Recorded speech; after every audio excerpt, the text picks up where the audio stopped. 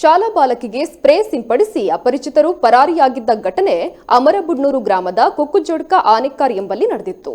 ಇದೀಗ ಈ ಘಟನೆಗೆ ರೋಚಕ ತಿರುವೊಂದು ಸಿಕ್ಕಿದೆ.